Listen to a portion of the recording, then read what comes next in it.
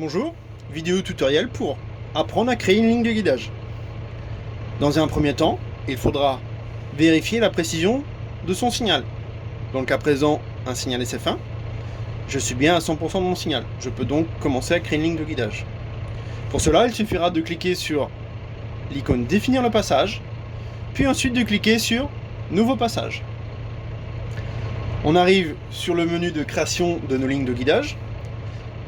Dans notre vidéo, je vais simplement expliquer les deux modes les plus utilisés, c'est-à-dire le passage rectiligne avec la méthode A plus B. En faisant simplement 2 points, ma console va me tracer des droites qui seront toutes parallèles par rapport à ma droite de référence. Ou bien, passage en courbe avec une courbe AB. Je vais tout simplement dessiner une courbe et après ma console va me dessiner des courbes parallèles par rapport à ma courbe de référence, espacées suivant ma largeur de travail. On va commencer par un passage rectiligne en cliquant sur méthode A plus B et on va pouvoir nommer toutes nos lignes. Donc ici je vais mettre droite 1. Je valide.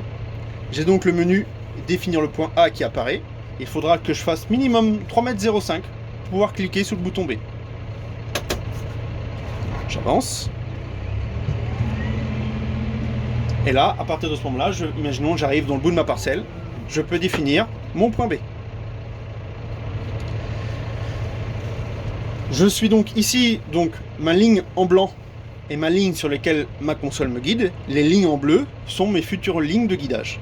Elles sont donc toutes espacées de 24 mètres puisque mon outil a une largeur de travail de 24 mètres. J'en profite pour parler un petit peu du menu de décalage. Imaginons, physiquement, je suis bien placé sur ma ligne, mais ma console me voit à 22 cm à droite. Je peux donc, grâce à ce bouton, recaler ma ligne de guidage par rapport à l'axe de symétrie de mon tracteur.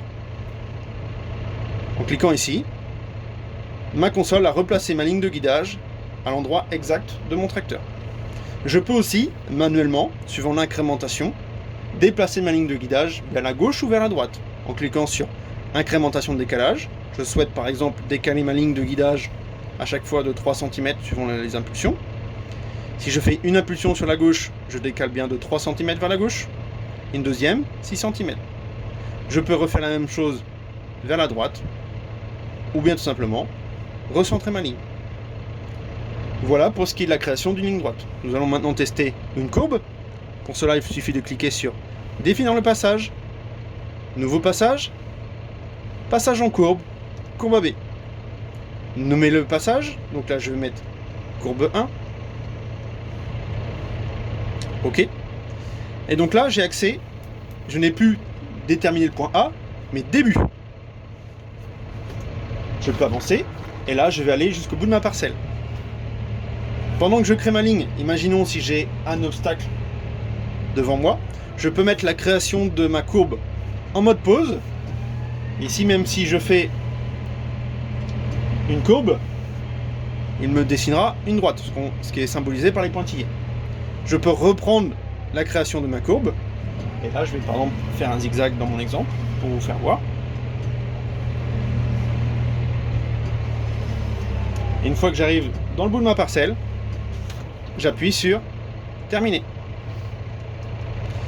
Et donc là, on peut voir qu'il me dessine des courbes parallèles par rapport à ma courbe de référence.